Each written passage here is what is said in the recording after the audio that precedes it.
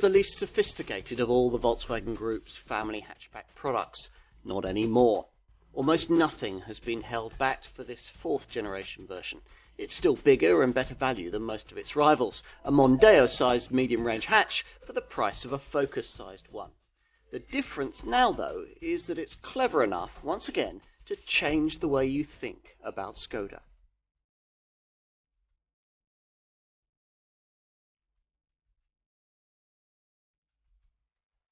You can trace the Skoda success story of the last few decades back to the original launch of one model, this one, the Octavia, the fourth generation of which we're going to test today. This has long been the Czech maker's best-selling model, usually accounting for around a third of the company's total output, and over 6.5 million Octavias have been sold over the last quarter of a century, courtesy of production not only in the Czech Republic, but also in India, Russia and China too. That's in addition to the further 363,000 Spartak 440 and 445 Octavia models sold in the 60s. That post-war model was one of communist Europe's favourite family runabouts in the Cold War period. In all then, it's quite a legacy for this Mark IV Octavia to live up to, hatch and estate versions of which were launched here in the spring of 2020. Right from its very first appearance in 1996, the Octavia has been a car that's always supersized its value proposition, offering more space than the class norm. Now, for first and second generation versions, respectively the Type 1U and Type 1Z models, that class saw competition against Focus and Astra class family hatches. The Mark III Type 5E model of 2012 took a step up in the world, still a family hatch sector car, but by then virtually big enough to compete with Mondeos and Insignias in the larger medium range segment. This fourth generation version continues to offer that kind of proposition with increased dimensions and improved practicality. What's changed, though, is that the simple, straightforward virtues which used to characterise Octavia ownership have been embellished quite a lot here. In fact, Skoda claims that this car can redefine sector standards for equipment and technology, much as its VW Group cousin, the MK8 Volkswagen Golf, has done, and, in this case, do so with a much stronger value proposition. This Octavia uses all the same engineering as that Golf, and that's shared also with latest versions of the Seat Leon and the Audi A3. So buyers get the option of plug-in and mild hybrid engineering, and a completely new digitalised cabin with the kind of media and safety tech that until a few years ago, family hatch folk could only dream about. Plus, there's striking new exterior design and a big step up in perceived quality too, all of which delivers a signpost to the kind of direction that the Czech brand wants to go in the future. So, will the UK's ongoing love affair with the Octavia continue? Let's put this car to the test and find out.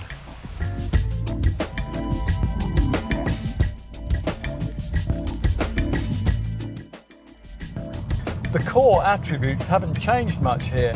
On the surface, much is different with this fourth generation Octavia. It's sleeker, digitalised, it's equipped with various electrified engines, and in almost every way, it's a touch more upmarket. Yet, under the skin lies much the same MQB platform which underpinned its predecessor, which means that all the engineering stuff that really matters is much the same. Which in turn explains why the driving experience on offer isn't that much different from before either.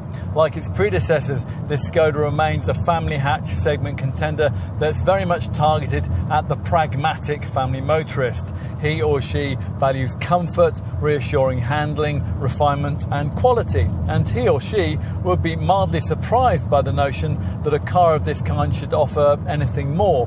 It isn't as sharp to throw around as something in this class like, say, a Ford Focus, but then why would it need to be? And it is perhaps with that in mind that the German development team who created this Octavia felt able to be equally pragmatic when it came to issues of suspension setup. A sophisticated multi-link rear suspension package has been developed for this car, but the Czech brand has decided that, as with the previous generation design, mainstream Octavia buyers won't really notice its absence. as with the Volkswagen Golf and the Seat Leon models that share nearly all of this Skoda's engineering. The volume variants, developing 150 PS or less, get a torsion beam arrangement which is cheaper to make and assemble. Basically, only high-performance VRS model customers get to enjoy multi-link motoring, or more ordinary variants with four-wheel drive, and that's a confection that wasn't offered from launch. Does this rather basic approach to suspension engineering really matter? Well, probably not. The downsides of sticking with a turn-of-the-century torsion beam arrangement only really become evident over very poor surfaces where the car does fidget around a bit, or if you're throwing the car about on a country road, say. Both of those are scenarios in which the more sophisticated multi-link rear suspension setup would leave this Skoda more composed. If you miss its absence, then you can pay more for DCC, Dynamic Chassis Control Adaptive Damping. Now that enables you to tweak the suspension to suit the road and to suit your mood. It works through the various settings of Drive Mode Select. Now that is standard from mid-range trim upwards, and it alters throttle mapping, steering feel, and on the DSG automatic models, gear shift timings to suit your chosen driving style. Now we'll come back to drive dynamics and this car's excellent cruising refinement, but first you're going to want to know about the range of engines now on offer. Despite the current zeitgeist, many buyers of this model will still want to fuel from the black pump, and if you don't mind being a touch politically incorrect, say, this Octavia's latest 2-litre TDI EVO unit, which is now offered in a choice of outputs, is one of the cleanest and the most sophisticated diesels out there. It is still not the quietest engine of its kind that we've ever tried, but it does waft along on a pleasantly broad wave of torque, and with manual transmission in 116 PS form, it makes 62 in 10.3 seconds on the way to 131 miles an hour. With a 7-speed DSG auto fitted to this car in more powerful 2-litre TDI 150 PS guise, those figures are improved to 8.7 seconds and 141 miles an hour. Increasingly, though, buyers in this segment are going to be switching to petrol power, and more frequently petrol power with some form of electrification, so that's reflected in the range of TSI green pump fueled units that the Czech brand now offers. As with the previous model, things kick off with a kind of engine that you might initially think would be more suited to a Super Mini, a little 3-cylinder 1-litre unit offering 110 PS, but which is deceptively able at the task of shifting nearly 1.4 tonnes of Octavia about.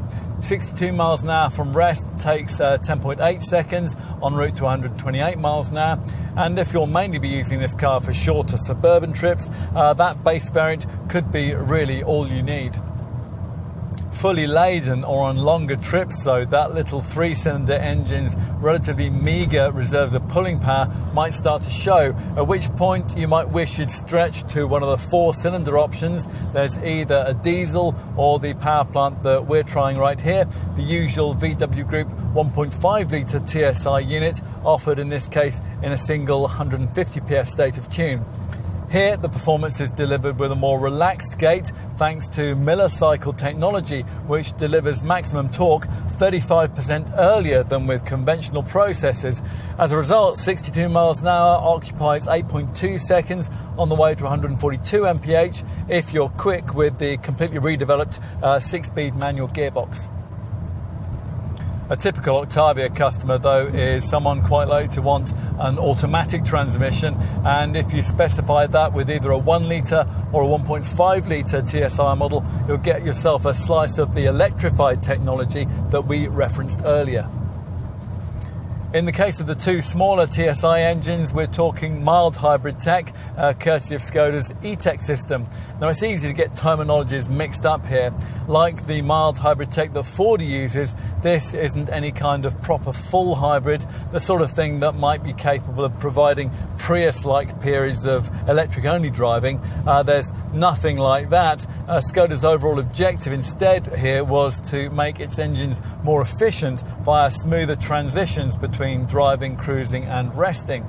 Now, to that end, there is an integrated 48-volt BAS belt alternator starter generator, which powers a 12-volt main electrical setup in which a 48-volt compact lithium-ion battery in the boot stores energy that's harvested via the KERS, kinetic energy recovery system. That additional electricity might be used to boost the engine when it's accelerating, or to restart it when the stop-start system kicks in at low speeds. Or this surplus energy might instead be directed to help power ancillary functions.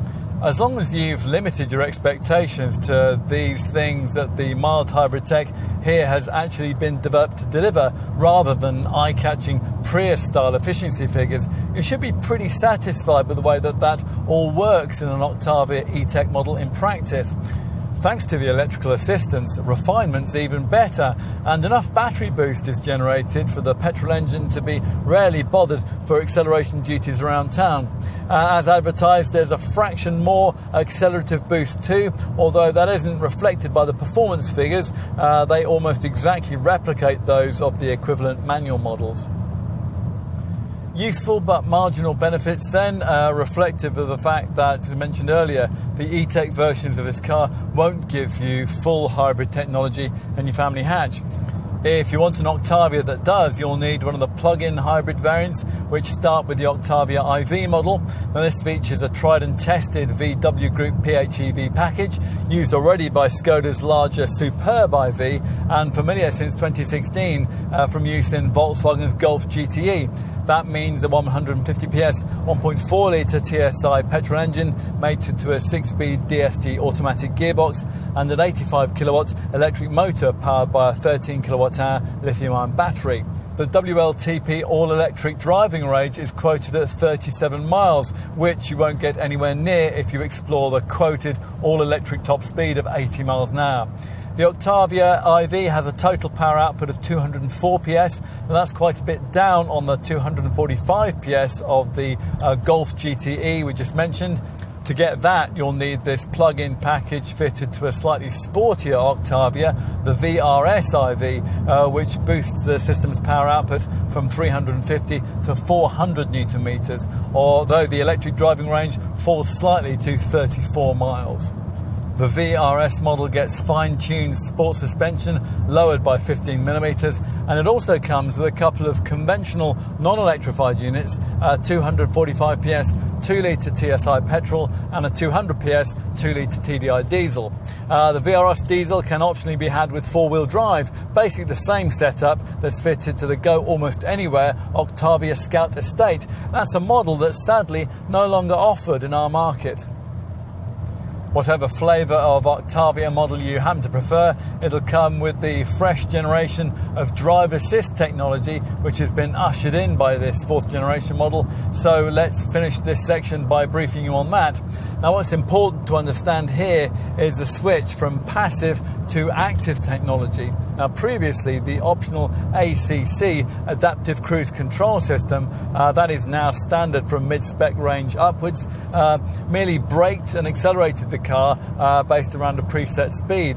Now it uses the car's front camera system, GPS data, and a host of sensors to drive the car predictively. So when ACC is set, the car knows in advance about bends and roundabouts and upcoming traffic flow. Plus, this Skoda will adapt itself to speed limits as you enter them. Adaptive Cruise Control is also an integral part of this car's clever new travel assist system, which is either standard or optional depending on the trim level you choose, and enables partially assisted so-called level 2 autonomous driving. The old Mark III Octavia model's traffic jam assist setup had an element of this. It paired ACC technology with lane assist adaptive lane guidance, so the car could effectively drive itself in traffic queues. But because that tech only worked at up to 37 miles an hour, it was only good for urban conditions. So Skoda has developed travel assist from it, which also works with ACC and lane assist, but provides partially assisted driving at highway speeds of up to 130 miles an hour. Now, that's made possible by the integration of the predictive technology we just mentioned, and the addition here of a new capacitive steering wheel, which has to sense your hands on its rim. Otherwise, if warnings are ignored, it'll disable all the drive systems and bring the car to a gradual stop at the side of the road. This is all the kind of technology that we think a typical buyer of this Octavia will really like. As I mentioned earlier, this is the kind of customer who will really appreciate this car's cruising refinement and its relaxed cruising demeanour too.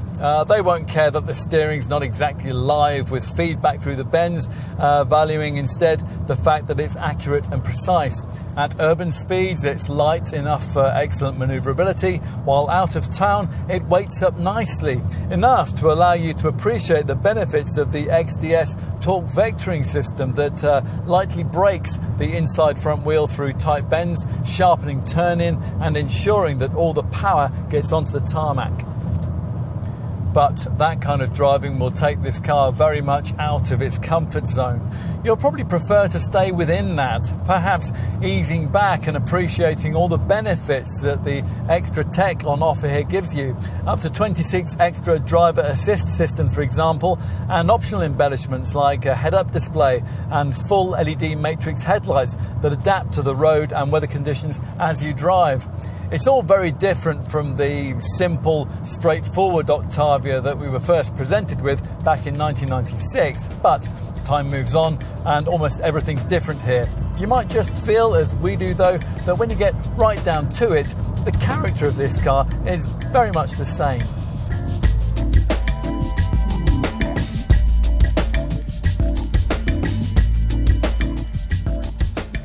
Octavia design has always centred on simplicity, although this model line has previously been worked on by some of the industry's most noted stylists. The Mark II version was penned by Thomas Inglelath, now chief executive of the Polestar brand, while its successor was the work of Joseph Caban, whose CV also includes the Bugatti Veyron. The Mark IV take on this Skoda doesn't have a celebrity designer sign-off, and perhaps it doesn't need it, thanks to a level of visual sophistication never previously seen from an Octavia. Whereas before there was a slight feeling of the body shell being a touch oversized for its Golf-derived family hatch platform, now the car seems much better proportioned, both in this hatch form and as the alternative estate. The visual sophistication we referred to just now is particularly evident here at the front, where this car has a greater look of maturity this time around, and that's something reflected by the bolder, wider, chrome-framed grille and the more angular headlights that now feature full LED beams. These angled creases flowing down towards the slim front corner fog lamps look particularly smart. And as before, the heavily contoured bonnet features a raised centre section, the forward part of which better displays that Skoda brand badge. From the side, you get a better perspective on this Mark IV model's slightly larger dimensions. This hatch version is 19mm longer than its predecessor, and the alternative estate gets a 22mm length increase. That's enough to make both variants quite a lot larger than the class norm. This hatch, for example, is a full 311mm longer than a comparably priced Ford Focus. So there's more metal for your money, but then the Octavia has always offered that. What hasn't previously been evident is the kind of richness of design that you get here. These swage lines, this one just above the door handles, and this more angular one, the lower crease that flows up from the front wheel arch, they're more deeply etched to make more of a statement.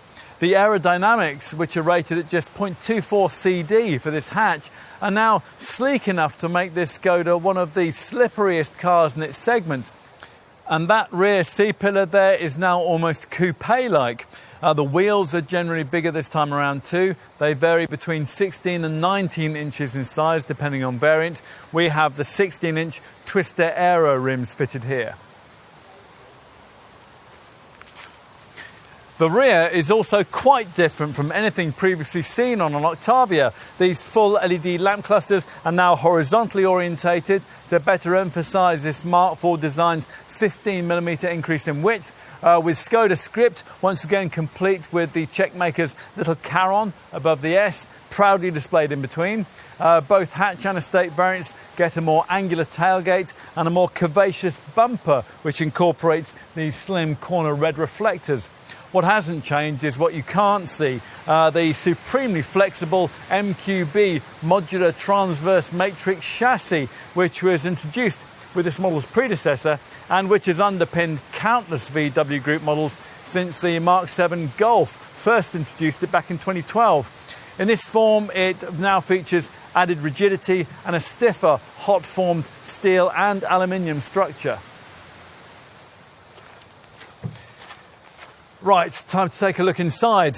Pausing as we do to note that the usual typical Skoda touch, the umbrella secreted in the door panel, hasn't been forgotten, although now there is the no-cost option of changing this umbrella for a snow brush if you thought you'd use that more often. Now that's a piece of traditional Skoda. What's provided in this cabin, though, is anything but.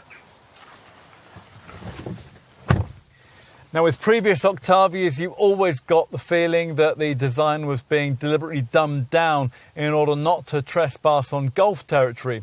Well, as French artist Eugène Delacroix once observed, a taste for simplicity cannot last for long. So put simply, this model line's previously rather dour, simple cabin treatment was holding it back from making conquest sales to customers who weren't necessarily Skoda people. So that pretense has been well and truly abandoned here. I mean, in many ways, it's all rather grand. There are 7 trim changes on the dashboard alone, one of them featuring a stitched finish. And wherever you look, squidgy, soft touch surfaces predominate. It's all another world from what you get in, say, a Focus or in an Astra. And that's even before you start spending any more cash. If you dress this cabin up a bit with leather upholstery and the optional coloured ambient lighting strips which flow across this central chromed trim panel, it'd all look very upmarket indeed. Especially given that large high-tech screens now predominate across the dash. Almost all variants get the setup that features here, a 10.25-inch virtual cockpit instrument binnacle screen and a big 10-inch centre dash infotainment monitor. Now we'll start with the virtual cockpit display, which you view through this unusual new 2-spoke multifunction steering wheel. It's fashioned in a style that apparently harks back to some of Skoda's more historic models, and it features smart, chromed, knurled scroll wheels. This binnacle screen is a little smaller than the virtual cockpit display you get in Audis, but it works in much the same way, with layout arrows on buttons to the right of the steering wheel, offering a choice of 4 graphic layouts. Now mainly you'll probably use this classic one with 2 virtual dials, the gauges separated by a central digital speedo and presented with typical Skoda white outer rings, each dial centrally incorporating customizable info. Further clicks on the layout arrow buttons scroll you through 3 more themes, a basic digital screen, one with 3D driving assist graphics, and another showing a full-width navigation map, which can display differently from the mapping shown on the central screen. Now, whatever your choice of instrument screen layout, customizable data boxes are provided to the left and to the right. You can choose for these to display info on audio settings, drive assistance features, a compass, consumption info, driving time, average speed, navigation, or coolant temperature. Anything this instrument binnacle screen can't tell you, and much of it can, will be covered off by the 10-inch centre dash touchscreen we mentioned earlier. Now this is a decent step forward from the glass-fronted monitor that was fitted to the previous generation model, which already was better than rival setups. Now this replacement Columba system really puts the Octavia even further beyond its non-VW Group rivals' reach in this regard when it comes to clarity and ease of use. You will have to get used to a few things about it though, primarily the curious slider at the bottom of the screen here. That's for volume control. Not everyone likes it. If you hate that feature, then you'll be pleased to find that more conventional volume buttons are provided on the steering wheel. The main centre dash screen menu allows you to choose from key options like radio media, assist, smart link, vehicle, phone, navigation and sound sections. Now this monitor's built-in eSIM enables you to create a Wi-Fi hotspot, and you can hold and drag display icons to move them around, or you can create a split screen which will enable you to, for example, display a sat-nav map, Bluetooth, car info and phone settings all at the same time. There is also an online shop that will allow you to upgrade certain elements of the car's technology after you've bought it, using an over-the-air system of updates that allow Skoda to potentially improve this screen's functionality over time too. This screen also controls the various ventilation functions. Now that isn't ideal, but it's managed reasonably well by the way that things have been configured here. Climate options always display along the bottom of the display, and below that, just above these twin central vents, lie a couple of buttons which are devoted to ventilation needs, and one of which switches the screen to a climate layout, and that will give you shortcut options for frequent climate needs. Defog windows, warm my feet, warm hands, cool my feet, and fresh air. Now, we still don't find it all as easy to use as a conventional analog setup would be though. With navigation fitted, this monitor also includes LoRa, which is Skoda's digital assistant hybrid voice control system. It reacts to voice commands like go to Milton Keynes, activating navigation, or I'm cold, activating the air conditioning. Clever digital microphones are able to ensure clear voice recognition and also locate the person who's speaking, either the driver or the front passenger. So if the front passenger asks for the heated seat to be switched on, for example, the system will recognise the identity of the questioner and will only activate the front passenger's heated seat. And it's really neat. This LoRa system uses the same software and functionality as the Hello Volkswagen setup in the MK8 Golf, but for some reason we simply haven't found it to be as intuitive or responsive, and sometimes we've just got tired of waiting for it to work or of needing to use exactly the right words to ensure precise functionality. Enough with screens and digitalisation. What else do you really need to know here? Well, maybe that the ergonomics are pretty faultless and that the seats, which come with lumbar adjustment, are brilliantly supportive. DSG auto gearbox models now get a smaller Porsche-style shift-by-wire stubby lever that's almost like an electric switch, and that frees up space on the centre console for extra stowage. On the subject of stowage, there's a big air-conditioned glove box. There are large flock-lined door bins which can each hold a 1.5 litre bottle of water. Plus you get a lidded box between the seats which doesn't have any media ports but which does have a neat ratcheting top to rest your elbow on. A sliding cover shields these central cup holders which incorporate clasps so you can undo a bottle top with one hand. Plus there's a big bin in front of the gear lever that can also be cooled and which has a couple of USB ports, although they are of the USB-C variety, so you may have to have this unsightly converter lead. There is also a ticket clip in the driver's sun visor here, and there's another on the right-hand A-pillar, plus a coin tray next to the electronic handbrake. And Skoda has remembered to incorporate an overhead sunglasses compartment.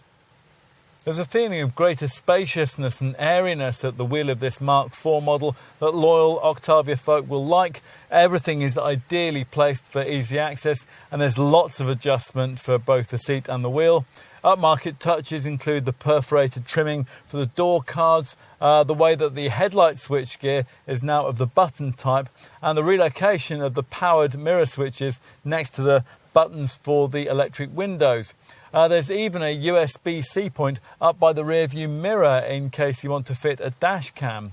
Not everything is ergonomically ideal though. These front A-pillars, they're a touch on the thick side. You notice that particularly at junctions, and your over-the-shoulder vision is a little impaired by the now more coupe-like rear C-pillars, so you'll need the standard rear parking sensors.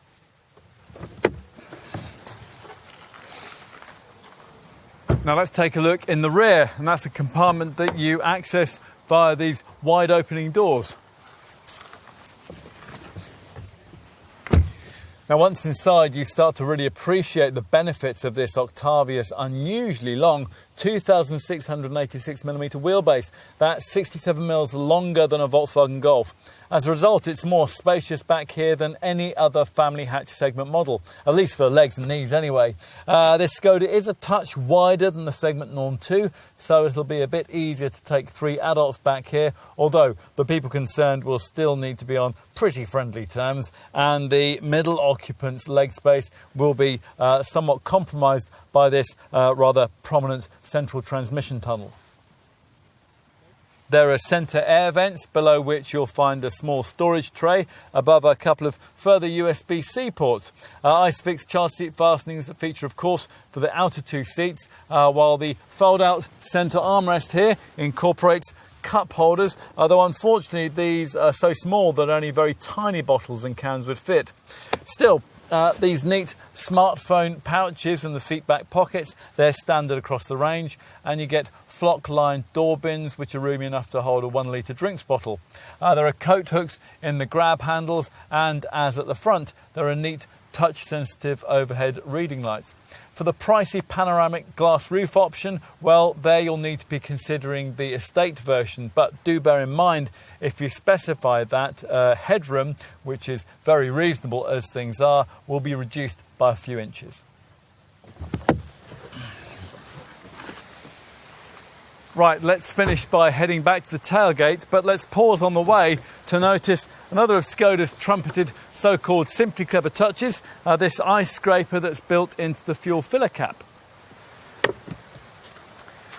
Raise the rather heavy rear hatch, you might want to consider optional powered operation here, and you'll find yourself looking at one of this Octavia's major selling points. A huge aperture opens the way to an absolutely enormous 600 litre load area.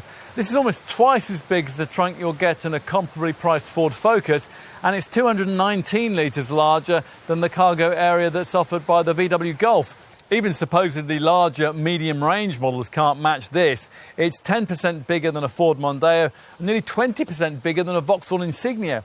Do bear in mind that this capacity will fall if you choose one of the IV plug-in hybrid models, thanks to rear battery placement. You're looking at 450 litres for the Octavia plug-in hatch or 490 for an Octavia plug-in estate. Whatever version of this car you choose, a neat touch is this grab handle that hangs down from the open tailgate so that even smaller adults will be able to reach up and pull it down. This is a practical space too, and it could be more so if Skoda had thought to build in the kind of adjustable height boot floor for this hatch variant that Volkswagen offers on the Golf. You only get that on the estate model, and it now offers 640 litres of boot capacity.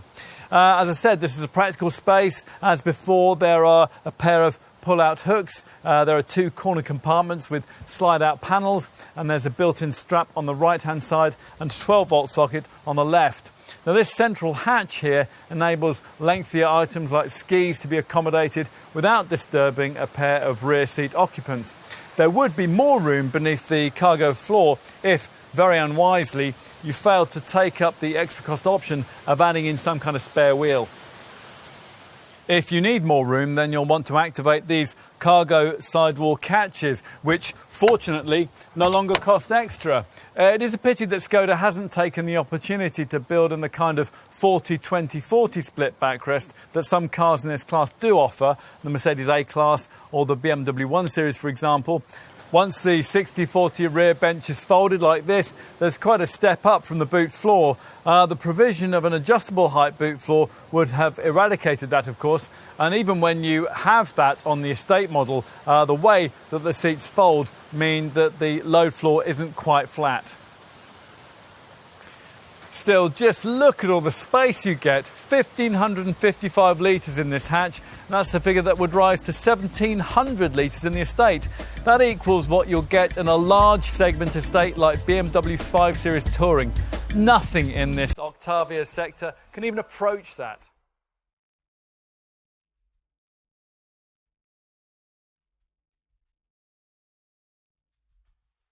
Skoda has long moved away from its budget brand roots. That's evidenced by the fact that Octavia pricing starts from around £20,000. But as we're about to see, that's still very decent value for what you get, and few variants are priced at over the £30,000 mark.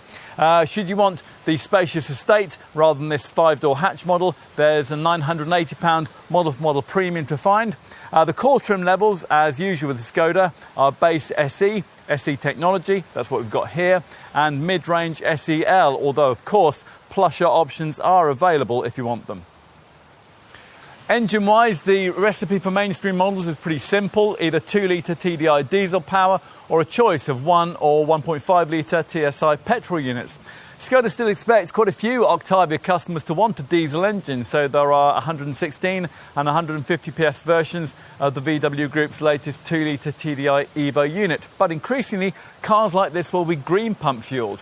Now, the concept of a little 1-litre 3-cylinder petrol unit in a car of this relatively substantial size was pioneered with the previous generation model, and it continues with this one. If you'll mainly be using this car for shorter suburban trips, it'll probably be all you really need. You might, though, be more comfortable taking the step up to the 4-cylinder 1.5-litre TSI 150 PS power plant we're trying here. That requires a price rise of just under £1,500 over the base unit. Either way, if you specify the optional DSG Auto gearbox with either of these TSI engines, that transmission's latest shift-by-wire design allows Skoda to offer you its latest E-Tech mild hybrid technology. Now here, a 48-volt electrical system incorporates an electric motor that helps the engine in certain situations, thus saving fuel. If you can afford a little more and you want to take a step towards more sophisticated electrification in your Octavia, Skoda offers a plug-in hybrid package that we first saw in the larger Superb IV, which pairs a larger battery with a 1.4-litre TSI petrol engine. There is an Octavia IV variant with 204 PS and a sporty Octavia VRS IV, which ups the output of that power plant to 245 PS. The VRS also comes with a couple of conventional units, 245 PS 2-litre TSI petrol and a 200 PS 2-litre TDI diesel. Now, unfortunately, what we can't have for our market is the Octavia Scout. That's a variant of the estate body style previously available to us, which offers four-wheel drive, SUV styling cues and a raised ride height. Onto the value proposition. Now, the natural starting point here is to compare this Octavia against the three VW Group products that share its platform and its basic engineering, the Seat Leon, the Volkswagen Golf and the Audi A3. Now, a Leon costs fractionally less than the Octavia in base petrol and diesel form, but it's quite a lot pricey when it's fitted with the 150 PS version of the 1.5-litre TSI petrol engine that this Octavia uses, the unit that we're trying here, as I said. As for the Audi and the Golf, well, surprisingly, it's the A3 that's closer in price to this Skoda. It costs around £2,000 more. For a comparable Golf, well, you'll be looking at around £3,000 more. So you've really got to want that Volkswagen badge to pay that. Do bear in mind that all three of those alternative VW Group models offer quite a lot less rear passenger and boot space than you get in this Octavia. You'll also want to be briefed on the way that other volume family hatchbacks stack up against this Skoda's pricing. Now, in terms of the popular models in the segment that you'll probably be considering, Vauxhall's Astra, that's your cheapest option. That could save you around £1,500 over a comparable Octavia, but it does feel quite a lot cheaper inside, and again, there's much less space. That's a comment that also applies to a Ford Focus. Now, that is a model that's comparably priced against this Skoda in base diesel form, but it costs more with a mainstream petrol engine, around £1,000 to £2,000 more, depending on the one that you're looking at. What about the other popular alternative class options? Well, no rival in the class can approach the amount of boot space that you get with an Octavia, but the two that get closest are the Honda Civic, now that costs around about the same as the Skoda, and the Peugeot 308, which costs a fraction more. Inside just about every other car you could choose in this segment, space-wise, when you're sitting in the back or when you're loading stuff into the boot, you'll really feel like you're in a car from a class below. Still, if that doesn't matter to you, then you'll want to know that you can potentially save, well, around a couple of thousand by choosing either a Kia Ceed or a Hyundai i30. The Renault Megane, that costs around about the same as this Octavia, and a Mazda 3 or a Mini Clubman will cost you a fraction more. A Toyota Corolla will cost quite a lot more, although that's because it only comes with a full hybrid engine. So that's talked you through the class alternatives. If having considered those, you conclude, as quite a few customers will, that there's nothing quite like this Skoda in this class, then your mind might be made up by a bit of generosity on the Czech brand's part when it comes to the standard specification. So, is that what's been delivered here? Let's see. All Octavias now come with full LED headlights and LED tail lamps. Inside, base SE models get an 8.25-inch swing spec central infotainment screen, incorporating Apple CarPlay and Android Auto smartphone mirroring, and an 8-speaker DAB audio system. Launch SE First Edition variants got that central monitor upgraded to the 10.25-inch size that features across the rest of the range. And they also featured this Mark IV Octavia model's signature cabin touch, a 10.25-inch virtual cockpit customizable instrument binnacle screen, along with LED front fog lights and 16-inch Velorum alloy wheels. Entry-level Octavia models also deliver rear parking sensors, auto headlamps and wipers, lumbar adjustment for the front seats, climatic dual-zone air conditioning, and a front central armrest.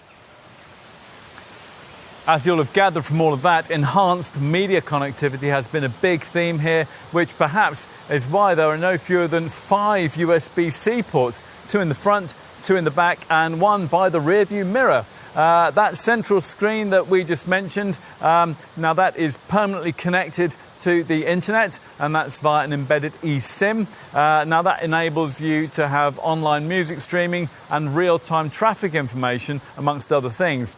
And it also allows for what Skoda calls an in-car shop. Now, that will allow you to purchase additional services over the air after vehicle purchase. What about the brand's famous Simply Clever touches? Well, you get those here too, most notably the umbrella in the front door, which can be swapped out for a windscreen snow brush if you prefer that.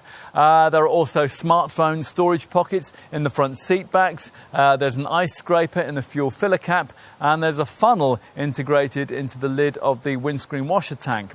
For TDI models, there's also an AdBlue fluid filler tube, and that allows the reservoir to be topped up by a lorry pump nozzle. The Estate now gets an automatically retractable load cover too. Also standard across the range is use of this Czech brand's clever, freely downloadable Skoda Connect app. With remote access, a year's use of that comes with the car. This allows you to remotely lock or unlock your Octavia from wherever you are. Now, if you've gone and forgotten where you parked it, it'll give you area notification. And if having got that, you still can't find the car in a crowded car park, then the Connect app will allow you to remotely activate either the alarm, the headlights, or the horn. It'll also give you a vehicle health report. It'll help you to schedule servicing, and it'll give you various elements of extra driving data too. Probably the main reason you'd upgrade your Octavia to the SE technology trim we have here is to get the Columbus navigation system included on the centre dash screen. Now, that comes along with Skoda's latest, much more intuitive voice control system. SE technology spec that also gives you these smarter 16-inch Twister Aero alloy wheels, plus front parking sensors and textile floor mats. If you want to go further, SEL spec gets you quite a lot more of an upmarket feel, which comes courtesy of larger 17-inch Rotare alloy wheels, chrome embellishment for the front bumper and the side window surrounds, and inside extra silver detailing and smart micro suede finishing for the upholstery and the dash panel. Other SEL features include keyless entry, front parking sensors, adaptive cruise control, rear privacy glass, headlight washers, and a drive mode selection system which alters throttle and steering feel. At the top of the range lie the sporty VRS models. They're identifiable by their black 19-inch alloy wheels, red brake calipers, black exterior body treatment features, and specific LED fog lights. Inside there's a 3-spoke leather multifunction sports steering wheel, front VRS branded sports seats with coloured decorative stitching in red or silver grey, and an Alcantara covered dashboard. Right, on to options across the Octavia range. Now, at the time of this test, Skoda hadn't released a full range of extras for the MK4 Octavia, but we will guide you through a few of the key ones. Now, the brand's keen that you should consider its pricey full LED matrix headlight package. Now, this costs around £1,500 and it includes an AFS, adaptive front light system package. To make this work, each matrix headlight includes a couple of modules. Each one features 22 LEDs which can be controlled individually to generate a light beam that consists of several segments. Now, these headlamps also provide different lighting modes for various situations and weather conditions, such as city driving, motorway cruising, or driving in the rain. And you get an animated coming or leaving home function. Now, that's activated by locking or unlocking the car. The full LED matrix headlight package also includes integrated headlight washers, brighter high functionality for the rear LED lights, scrolling dynamic indicators, and cornering front fog lights. Spend a bit more and you can also get the full LED matrix headlight package to incorporate a rear view parking camera. Now, that last feature is also available separately. Other optional driving features include park assist, which parks the car in parallel or in bay spaces for you. There's also sport suspension, which lowers the car by 15 millimetres, or if, say, you live in an unmade track, an optional rough road chassis offering 15 millimetres more ground clearance. And for the first time on an Octavia, you can have a head-up display. If you avoid entry-level trim and you've specified either the 1-litre petrol engine or the top diesel, then you can specify DCC, dynamic chassis control adaptive damping. Now, that lowers the car by 10 millimetres and works through the settings of the drive mode selection system we mentioned earlier. There is also an optional area view surround camera system which uses 4 cameras to create a 360-degree image around the vehicle, which is shown on the central display. You might, though, be more tempted by rather more affordable extras like the electrically operated tailgate, and that can be specified with Skoda's virtual pedal system, which allows you to open it by a motion sensor under the rear bumper. Now, for some reason, the powered tailgate option is necessary in order to specify the brand's audio system upgrade. That's Skoda's Canton sound setup. It delivers a total output of 610 watts via a 10-channel digital amplifier with 12 speakers, 12 preset sound profiles, and 3D surround sound. To further embellish the more premium feel of this MK4 model's cabin, we want to look at the LED interior light pack. That includes decorative ambient lighting strips on the dashboard and the doors, which can be set to your choice of 10 colours. Leather upholstery is an affordable option. There is an optional wireless charging mat too, and you can have a tri-zone climatronic air conditioning system with extra controls for the rear seat passengers. A heated windscreen, that's another option, and you can have acoustic side windows at the front to further improve refinement. Various winter packs are available too, and they include heat for the front and or the rear seats, plus a heated steering wheel and heated windscreen washer nozzles. If you go for the estate body style, you can also specify a variable height boot floor and a panoramic sunroof. As I mentioned earlier, Skoda is known for its really practical touches, and you can add to those with the optional Simply Clever pack, which for £95 more gives you a double-sided boot floor, a media holder and a waste bin. Now, while we're talking practicalities, remember that all the car's various USB-C points will need an optional USB adapter if you want them to work with the chunkier USB lead endpoints of older devices. Bear in mind too that on this hatch version you'll have to tell your dealer if you want a rear window wiper included, which does seem a little bit strange. Another no-cost option is textile floor mats, which you can upgrade to all-weather protective interior mats for a little more. As you'd expect, a tow bar, which is now of the retractable variety, is optional, as is a roof rack.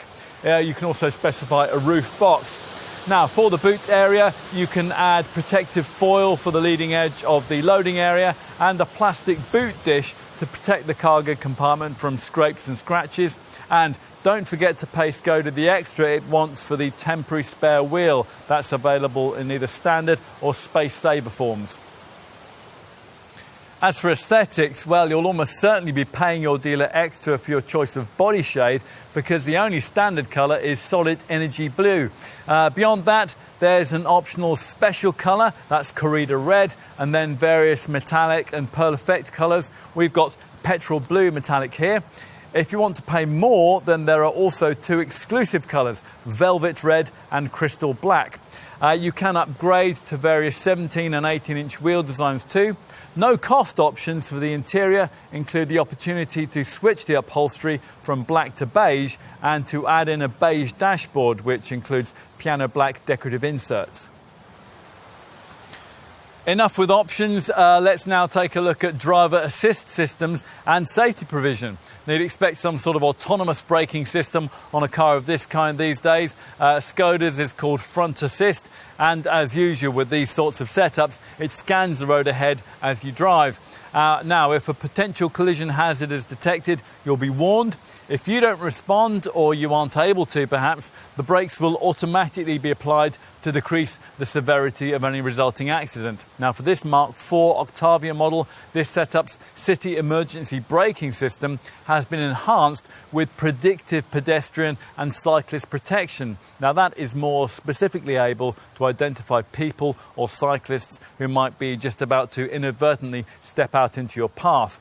Now, should that sort of thing happen, or if, for example, another driver suddenly brakes in front of you, then further help is provided here by a collision avoidance assist emergency steering assist system. Now, that is automatically activated to increase steering movement as soon as you have to avoid an obstacle. Every Octavia also gets a lane assist lane keeping system that warns you when you stray out of your lane and applies gentle steering assistance to ease you back into it.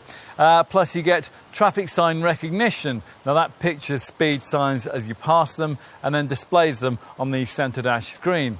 All of this is in addition to all the more usual features that come fitted across the Octavia range, and which have helped to justify this car's 5-star Euro NCAP safety test showing. There's twin front, side and curtain airbags, although disappointingly you don't also get an extra one to protect the driver's knees. There are, of course, Isofix child seat fastenings on the rear bench. We also like the inclusion of a multi-collision brake system, which recognises when an impact's occurred and then brakes the car to prevent it from being uncontrollably propelled into the oncoming traffic. It is also worth mentioning that, like all current new cars, this one has an emergency call eCall SOS system, which in the event of an accident where the airbags are triggered will automatically alert the rescue services with your exact GPS location. Other conventional safety features include the normal ESC stability control and ASR traction control systems, plus MSR engine braking control, which will stop you skidding if you change down abruptly on a slippery surface. If you do get into a skid, a DSR steering assistance feature will help you to steer out of it. And you get an ABS braking system that's further assisted by CBC cornering brake control through the bends. Plus, there's an HBA hydraulic braking assistant, which helps to reduce stopping time when you really slam on all the anchors in an emergency. Plus, all Octavias get a hill hold function, and that stops you from drifting backwards on uphill junctions, plus tyre pressure monitoring and a driver alert system, which will warn you if sensors detect drowsiness. That's the extent of the standard safety kit you get across the range, but plenty more can be added in if you're prepared to pay more. Incidentally, you don't necessarily have to make all the decisions on this at the time of the purchase. The infotainment system's latest over-the-air functionality means that certain items will be available to update your Octavia at a later date should you decide you need them. Now, Skoda is particularly pleased with a bit of technology that the VW Group is very proud of. It's travel assist setup. Now, this enables so-called level 2 autonomous driving at high speeds. Now, this has to work with this Mark IV model's enhanced ACC Adaptive Cruise Control system, and that's optional with base trim but otherwise standard, and it now includes a stop and go function for the DSG Auto models. This means that the car will automatically stop itself and then seamlessly start itself off again if you come across a highway tailback. Anyway, once you've got ACC on your Octavia, you can pay extra for travel assist. Now, this is basically a development of the previous model's traffic jam assist system, which could accelerate, brake, steer and maintain distance to the vehicles ahead. But whereas that previous automatic longitudinal and lateral guidance system could only be used at up to 37 miles an hour, travel assist can almost completely control the car for you at speeds of up to 130 miles an hour. Now, that is providing you keep your hands on the new capacitive steering wheel. Although we did read recently that taping an uncooked sausage to the steering wheel rim should be enough to fool the system's sensors into thinking that you were holding it. So perhaps a little bit more development is needed there. If you have an Octavia with a DSG automatic gearbox, then your travel assist pack can also include a clever emergency assist setup, and that can take over driving duties completely if you become incapacitated, and it'll steer the car to the side of the road and bring it to a safe and gradual stop. Further safety options include a local traffic warning function, which automatically warns of traffic hold-ups in the car's immediate surroundings, such as the end of a traffic jam. And there's what Skoda calls Crew Protect Assist, which uses sensors from the front assist setup to prepare the car to help you survive an impact if those sensors deem a collision to be inevitable. That'll mean your belts will be instantly pre-tensioned, while the windows and the sunroof, if that's been fitted, will be immediately closed.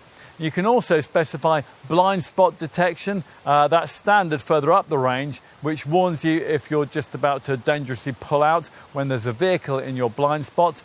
Other options include turn assist, which at junctions can detect oncoming traffic at an early stage when you're turning left and then warn the driver or automatically stop the vehicle.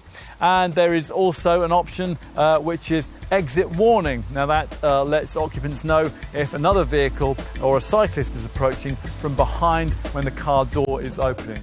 All in all, it's very reassuring.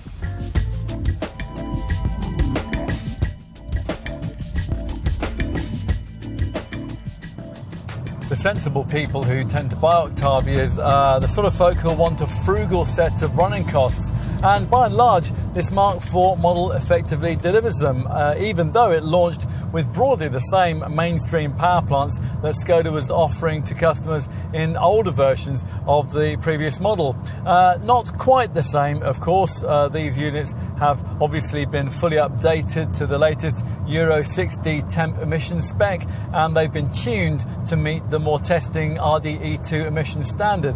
Now, before we delve down a little into the Czech brand's engine technology here, let's begin with delivering you the WLTP rated stats that you'll need for the conventional volume variants that you're most likely to choose, with figures that will base around the manual gearbox hatch package that we're trying here. For petrol people, both the entry-level units, the 110 PS 3-cylinder 1-litre TSI and the 150 PS 4-cylinder 1.5-litre TSI deliver very similar returns. For the 1-litre model, up to 54.3 mpg on the combined cycle and up to 117 grams per kilometre of CO2. For this 1.5-litre TSI variant, it's up to 50.4 mpg and 127 grams per kilometre of CO2. Some class perspective, well, it's very similar to the kind of readings that you get from directly equivalent versions of the main competitors. The diesel would of course do better in terms of CO2 and MPG anyway, especially one of the diesels freshly fitted to this 4th generation Octavia. Think black pump-fueled engines are past it? Well, take a look at the TDI units used here, all of which are now 2 litres in size. The detuned 116 PS version of the new 2 litre TDI unit, that's replaced the previous 1.6 litre TDI power plant, manages up to 65.7 mpg on a combined cycle and up to 113 grams per kilometre of CO2. And for the auto-only 2 litre TDI 150 PS variant, the figures are up to 61.4 mpg and 119 grams per kilometre. By the way, that reading is around 10% better than that you'd get from an equivalent Ford Focus 2 litre Eco Blue 150 PS auto model. Those excellent figures have been aided by the introduction of so-called twin dosing catalytic converter technology, which features dual AdBlue injection, significantly increasing emissions cleanliness. With twin dosing, AdBlue is injected upstream of 2 SCR catalytic converters arranged in series, with the result of cutting emissions of nitrogen oxide by up to 80% compared with the previous 2 litre TDI engine.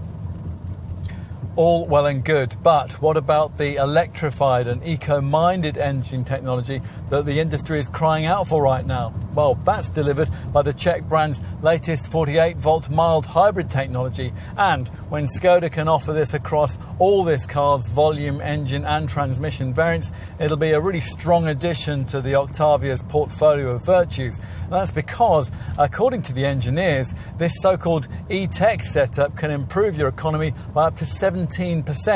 From launch, the effect of all this mild hybrid innovation on Octavia sales was somewhat limited, given Skoda's decision to only offer it to buyers of the 1 litre and 1.5 litre TSI petrol models who are prepared to pay more for a 7-speed DSG automatic gearbox. Now, in case you didn't catch our brief resume of the mild hybrid tech in our driving experience section, it's worth quickly briefing you that an Octavia e-tech model isn't any kind of Prius-like full hybrid. It can never run independently on electric power alone. Instead, the mild hybrid system's merely there to help recuperate energy and to add a little extra acceleration boost and to power the stop-start system. And that's probably where you'll notice it most. The start-stop range begins at just under 14 miles an hour, so you'll often find an e-tech engined Octavia coasting up to the end of a traffic queue, a traffic light or a level crossing. As with Ford's mild hybrid engines, this Volkswagen Group setup, which also features unrivaled Volkswagen Golfs, Seat Leons and Audi A3s, is based around an integrated 48-volt BAS, that's belt alternator starter generator. This powers a 12-volt main electrical setup in which a 48-volt compact lithium-ion battery in the boot stores energy that's harvested via a KERS, kinetic energy recovery system. If you'd prefer a full hybrid with proper all-electric capability, then your dealer will refer you to one of the plug-in Octavia variants. These use the same 1.4 litre TSI petrol engine and 6-speed DSG auto gearbox package as features in the larger Superb IV. And as with that car, the 13 kilowatt-hour lithium-ion battery that drives the PHEV drivetrain's 85 kilowatt electric motor is bigger than the class norm. That facilitates a very decent WLTP all-electric driving range. It's rated at up to 37 miles for the base 204 PS Octavia IV, or 34 miles for the sportier 245 PS Octavia VRS IV. Either way, if this Skoda is only going to be used for short commutes and recharged regularly overnight, it is conceivable that an Octavia PHEV could be run almost entirely without fuel. And conceivably, if you get your charging regime right, on off-peak electricity that hopefully will cost pennies rather than pounds to consume. The combined range of the petrol and electric motor is around 660 miles, which makes a plug-in Octavia an ideal, comfortable car for the really long journeys that would probably defeat full EVs like, say, a Nissan Leaf or Skoda's own Enyaq IV. And it'll charge much quicker than a full EV. Powering up a PHEV Octavia from a domestic socket would take around 5 hours. If, however, you use a garage wall box, you'll be able to reduce that charging period to around 3.5 hours. The charging connector is located beneath the cap in front of the front left door. What else? Well, across the range, the usual efficiency tweaks contribute to the quoted WLTP figures. There's an energy recovery setup to reclaim energy that would otherwise be lost under braking or during cruising. And the usual start-stop system to cut the engine when you don't need it, when you're stuck in traffic or waiting at the lights. With the diesels, you'll need to keep the tank for the necessary AdBlue additive topped up to keep within sight of the quoted readings. Of course, the figures that you'll achieve will depend to a great extent on how you drive, and that's another area in which this Octavia aims to assist you. Now, if you have a variant with the drive mode select setup, you'll have the option of an eco setting that'll tweak all of the car's systems for ultimate frugality. In addition, whichever Octavia variant you select, you can monitor its ongoing frugality via selectable consumption readouts on the left and right hand side of the virtual cockpit digital instrument binnacle screen, or via the vehicle section of the centre dash screen, where you can select since start, long term and since refuel readouts on economy. Servicing, well, as usual with Skoda models, there's a choice of either fixed or flexible maintenance packages. Now you'll choose the fixed approach if you cover less than 10,000 miles a year, and with this the car will typically be looked at around every 12 months. If your daily commute is more than 25 miles and your Octavia will regularly be driven on longer distances, though, you'll be able to work instead with a flexible regime. Now that can see you travelling up to 18,000 miles between garage visits or every 2 years, whichever is sooner. You can budget ahead for maintenance costs by taking out a fixed price prepaid servicing plan at point of purchase, which covers the first 2 scheduled garage visits. Prices start at around £500 for a 3-year, 30,000 mile servicing package.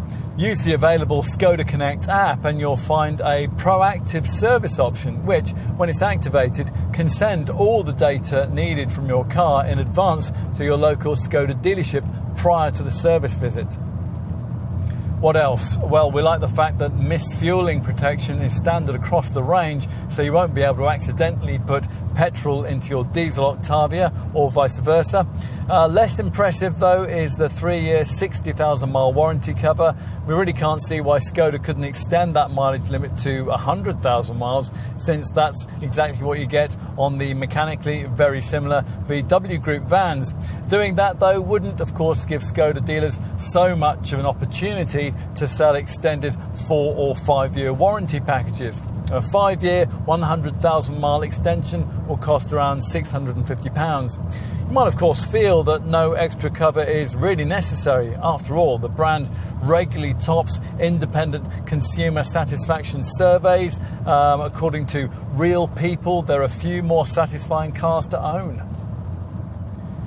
Whatever your decision on the warranty, your car will come with 3 years of pan-European roadside assistance, and that has no mileage limit.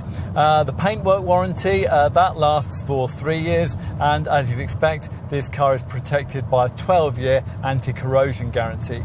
The Octavia PHEV variants have a separate 8-year battery warranty, and that also covers the battery for up to 100,000 miles.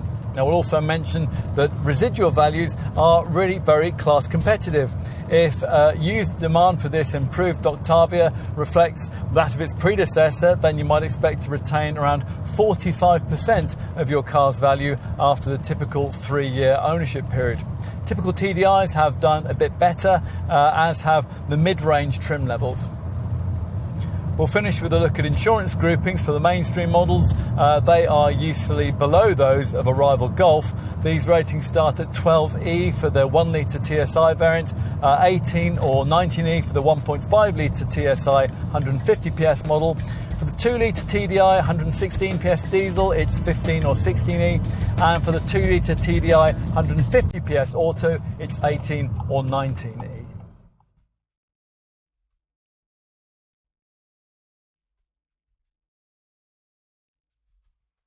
The Octavia name, based on the Latin for 8, is an almost inseparable part of Skoda's history. It dates all the way back to 1959, when it arrived to designate the 8th design produced by the Czech brand following World War II. In modern era guise, Octavias have certainly sold prolifically.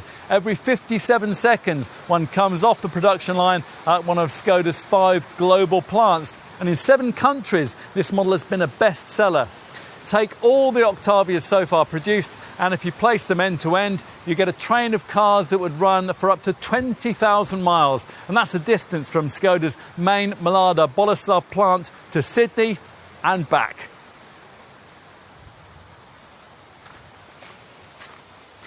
But those sales, of course, date back to a time when this was a slightly smaller and much less sophisticated car. How will modern era buyers cope with a version of this Skoda that's quite a lot more expensive and sophisticated? Well, it'll be interesting to see. There's certainly lots to like here, from a car that feels engineered to a depth that many rivals can't match. Even the trendy new digitalised cabin manages to deliver quite a mature blend of form and function. The fresh electrified engine options are welcome, and the media features and the autonomous driving tech are cutting edge, as is the safety tech, with up to 26 assistance systems available. Pleasingly, all of this has been delivered without diluting this model line's core attribute, namely more interior space than any other Focus or Golf segment rival can offer. To that practical perspective, this 4th generation design adds a welcome bit of polish. Now that's just as well, because this model is now far from being the cheapest choice that you can make in this class. Of course, not everyone will appreciate what Skoda's served up here, primarily because the handling of this car remains set up to be sensible rather than involving. Now, folk who appreciate the responsive virtues of, say, a Ford Focus or a Mazda 3 probably won't like it much at all.